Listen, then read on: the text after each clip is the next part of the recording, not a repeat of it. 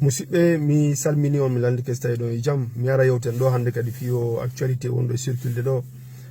miɗo anndi noon jama men on ko fi politique fenɗo mapode mum fi politique on lagine fi laamu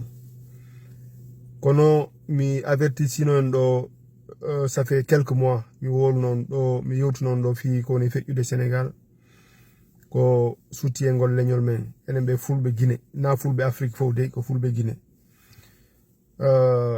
tawata jama men on hino itti yili jama men on ko mi yewta kon souvent tant que goɗɗo memaka o réagisata mo habbi toujours tour makko on hewtude mo ina toujours ko oɗa min kam wona min ko ɗum watta en ala capacité de mobilisation en ala capacité d'organisation en ala no ƴettiren feere hay fus fi réglugol probléme ji men ɗin hande probléme ji men ɗi yawti ka men de ɗi traversi frontiére goo ko wiyete toon sénégal suka goo no wara ɗo ɗum ko france inneteɗo baba abdoulaye diop ko donc wona guinejo de kono ɓay tun suka on hino ukkiɗo e plateforme ji imo défendude yimɓe men ɓen imo dartanade yimɓe men ɓen ko wona e stigmatisede ko soñje saabu idéologie o inneteɗo tahirou sar e groupe ji makko o député jo maɓɓe wonɗo e yaltode ɗo inna wondema waɗa noppi sénégalais ɓe goo inna ɓe ko fulɓe ɓen sattini sénégal waɗi ni wattiri ni ɓeɓe yaltimɓe saabu on sukayno e on plateforme kanko e groupe pousse wonɓe défendude e gonga on par ce que ɗum wat souvent mi innayi on ɗo haysi ɗen wolude jamais wona yen généralise wona sénégalais ɓen fof añi en encore une fois ko seeɗaɓe faala manipulugol toujours so andi leydi hay toujours no woodi woɓɓe gon ton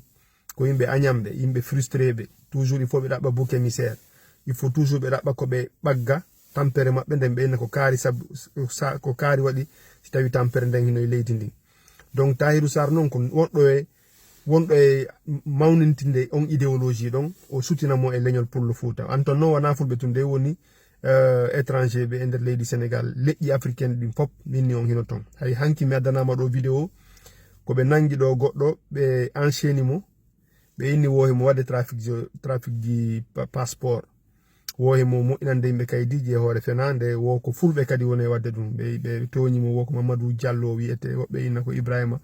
wohimo change inde makko ne waɗi ibrahima sall wo ko mamadou diallo o tigui tigui woni inde makko nen toujours ɗaɓɓugol no toñira e jama men on ukka ɓe waddidira ɓe e citoyen ɓe sénégalais ɓe tawata c'est des gens de bonne volonté hara ɓe ala on mentalité ɗum heureusement kadi no woodi pousse e maɓɓe majoritaire on kadi noon kondanude propos ji ko wona e soutenede e jama men on kon kono no waɗi mi yewti on fi o suka ɗo oɗo ko nder plateforme ji tiktok o waɗa live ji ton ka réseaux sociaux ji ɗo en tout cas ɓe mar ton groupe wonɓe contre carude manam wonɓe yeddude wonɓe dartade fiite o idéologie fiita o mentalité tahirou sar ɗo wonɗo e ƴettude haqqille yimɓe fof sutina e leñol pullo fouta guine fiita ɗum ɗon addu ha fitina waɗa e leydi ndin kono malheureusement kanko lutti e mum e goɗɗo mo ukkodirno ka réseaux sociaux ton tawata on ɗon kanko tigui ko wonɗo e défendude idéologie tahirou sar on suka on noon immi yeey ka makko filmugol waɗa live par ce que on har ɗon ƴettude photoji makko afficha yennamo innan ko ɓe woni en fait ɓe inni wo ko pullo alors que wona hay na o guinejo ko sénégalais ko parti pastef tigui tigui on suka waraɗo woni c'est pour vous dire ko wona guinejo on noon suka immi yeey ka makko waɗi live o weddintinimo ko on hoorata o tufimo laaɓi o warimo bon bref wonɓe sénégal ɓen hino andi mi résuman tun mi résumanayi on tuni histoire no feƴƴiri andintingol on ko yimɓe goo woni daranade en fi probléme ji men ɗin min hino question komi landoton kon onon ɓe siɓɓe min wonɓe sénégal hino question komi landoto on kon ko honɗum habbi ɗon par ce que wona goɗɗo immoto régla probléme ji ɗin wona goɗɗo arata dénonce situation on na goɗɗo arata dénonce xénophobie ko jama men on woni e subisude kon e leydi ndin wolugo ka réseaux sociaux no moƴƴi par ce que ɗum ɗon kadi contribué mais en ala doole wolugo ka réseaux sociaux e par rapport kamɓe ɓurɓe kamɓe ton par ce que ɗa renti jama men on ko fi politique lagine on ɓurta wolude ko woni mi famali ko honno woniri en ala organisation ji malgré que lan andi ko hammuɗa o e nder Sénégal na hay Sénégal tun Afrique dans le monde entier ko wonɗen wo ko wonɗen ɗe mari association ji ɗe mari coordination ji iɗe mari c'est à dire que association fi développement nokkure fuuta pecce ko mi wolta suuban ɗo kon ko honno woniri yimɓe men ɓen fof wawali organiser gol lando droit waɗgol marche de protestation mi wonu ɗum ka vidéo on kadi passé mi inni imme ɓaylan andi na consul Guinée o na ambassade de Guinée wonɗo Sénégal on defandata par ce que ɗo renti jama men o woni daraɗa yenna kadi laamu ngon par ce que goɗɗo kasi daraɗa yenna kadi laamu ngon ga defandatama ko ɗum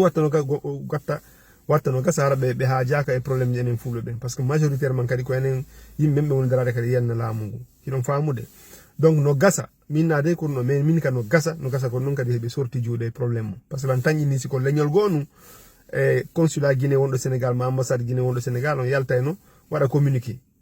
on faami hewtali e niveau goo par ce que jama on fuɗɗaki wardude ka yaasi kono si tawi yimɓe jooɗike fanki ni ko ni fuɗɗorta heɓiɗo ko première victime on ni ko sénégalais jo ɓe wari mais malheureusement aussi pour sa famille parce que ko yimmi o dari fi men wonɗo e pirude fi men wonɗo e défendude intérêt ji men mais si yaaroyi ni kamɓe tigi immoto yaha tawa yimɓen ka cuuɗi kamɓe tigi immoto yaha tawa yimɓen ka boutique ji on yiɓe sutti argol lando on hay pièce d'identité ka yaasi ko onon tun enen population men on tun goɗɗo suusi abordude ka yaasi on civil daro lando mo pièce d'identité wasi ko policier jo sumasi ko gendarme jo goto ala droit landagol on kaydi ka yaasi pièce d'identité sina hara ko force de l'ordre kala immiɗo dari landi ɗon pièce d'identité ka yaasi andugo si ɗon woni en règle e nder leydi ndin inne on hollata on tigi haysi o waray on ko watta o yo waɗu on famude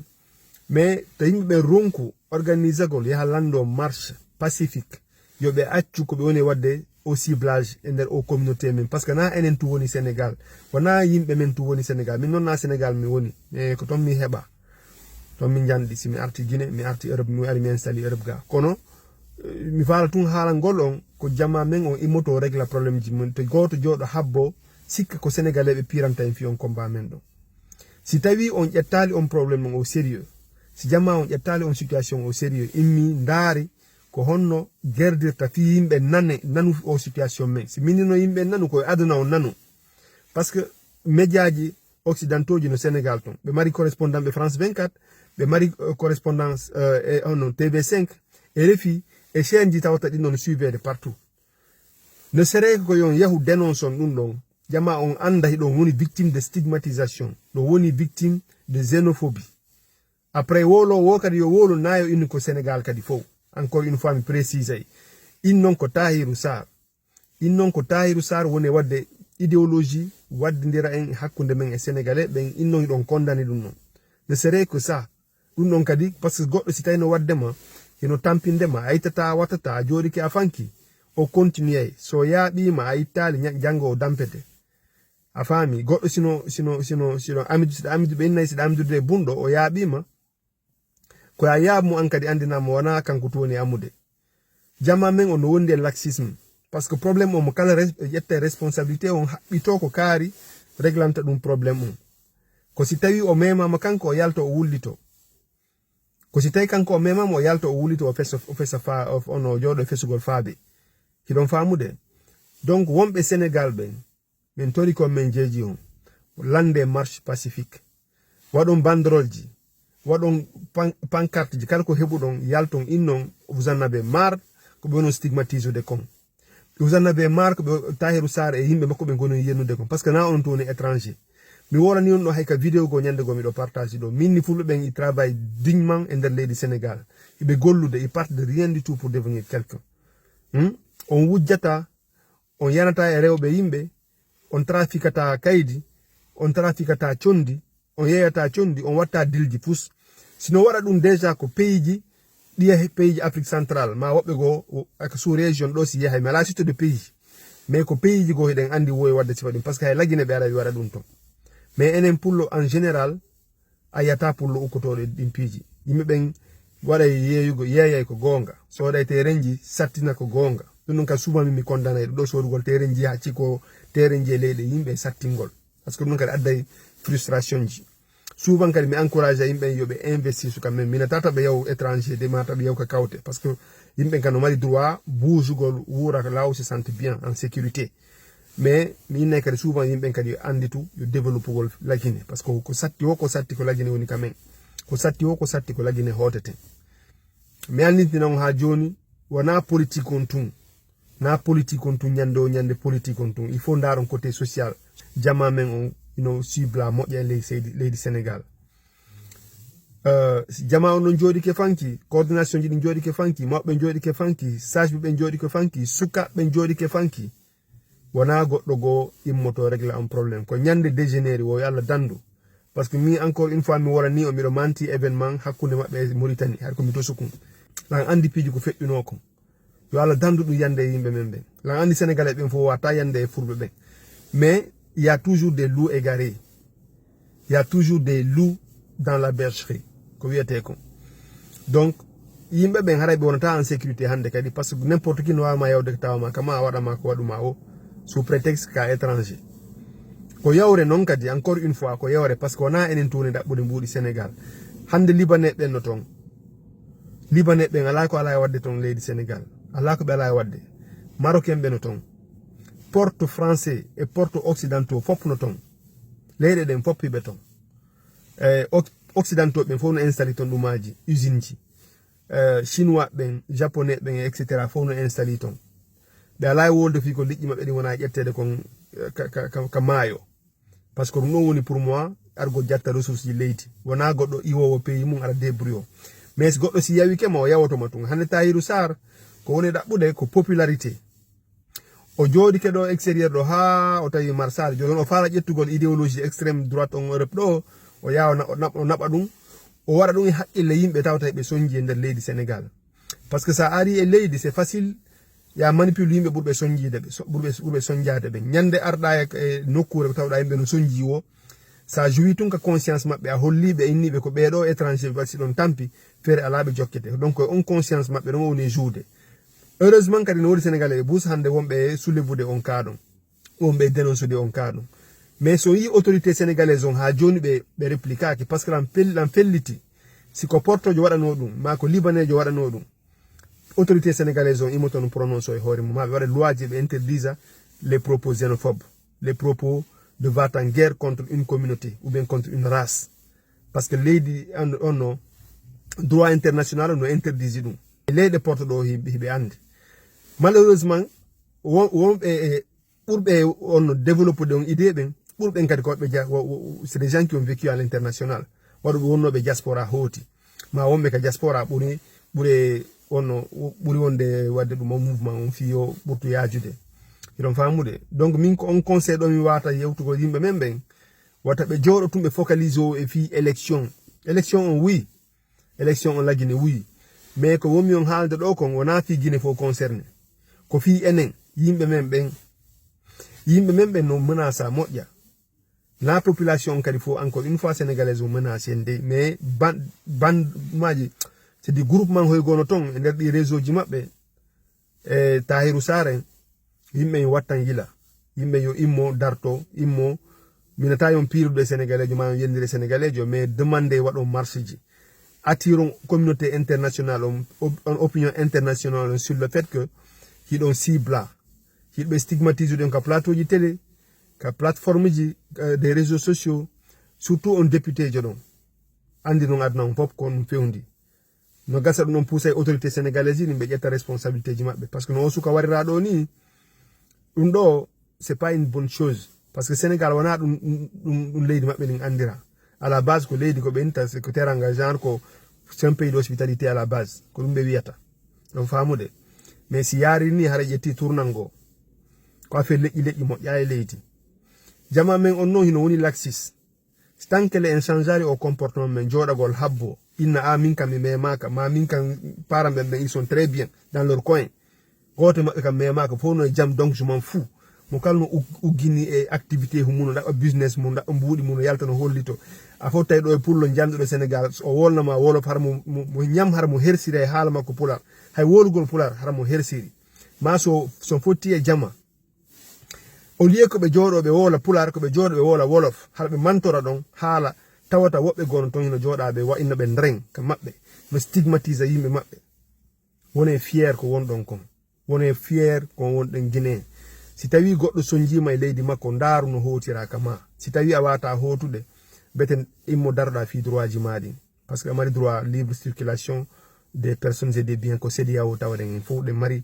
ɗin ɗumaji ɗum fof ɗen Sénégal no signiɗi Guinée no signiɗi e ɗi peeji luttituɗe nder CEDEAO min tade les pays de l'AES mais peeji luttituɗe nder CEDEAO la libre circulation des biens et des personnes ɗum ɗon no tawa e nder charte ji ko signoɗen kon si encore une fois si autorité ji men ɗin immota ko daro bete yo yimɓe men ɓe wawa organisagol waɗa marche pacifique par ce que ɓe interdisata ɗum noon so yeehi joni on waɗi demande de marche pacifique sénégalais ɓe tigui ara e accompagné on extrême droite et extrême droite mum leyɗe porto ɗo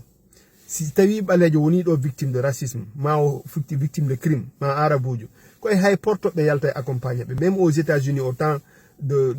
o ɗuma discrimination raciale ko woduno malgré ça hay ɗum kadi e portoɓe ko yalta y aura toujours des personnes de bonne foi ɓen kadi yaltuno accompagne Martin Luther King en accompagne ɓe en honno Malcolm X en on faami etc Afrique du Sud ɗo ken kadi so wi Malcolm X o honno pardon Nelson Mandela ken remporté victoire makko parce que wona sud-africain ɓen tum piri fi droit ji maɓɓe ɗin donc un pays comme le Sénégal wona leyɗe porto noon ko pays africain comme enen goɗɗo duwaka o mantanorde ndin leydi goɗɗo on duwaka yewgol leydi piiron fi kaydiji fenandeji ma goɗɗo jonna o yeeya on kaydiji fenandeji kala wonɗo e leydi e to heɓa kaydiji laaɓuɗi to goto naatu e affaire falsification kaydi to goto naatu e deal waɗe heɓon kaydiji laaɓuɗi har ñande fottuɗo e goɗɗo wosi tawi dona on sénégalais sof landiki on kaydi si minni goɗɗo ko autorité compétente si minni autorité compétente ko service ji ɗin les forces de défense et de sécurité leydi ndin wono police ma gendarme